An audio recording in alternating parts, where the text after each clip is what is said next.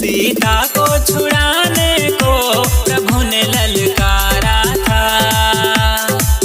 सीता को छुड़ाने को प्रभु ने ललकारा था।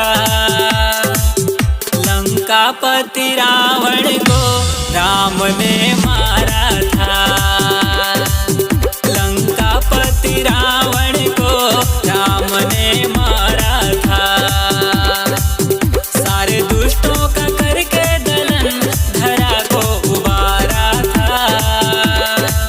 सारे दुष्टों का करके दलन धरा को उबारा था। अभिमानी था जो रावण राम ने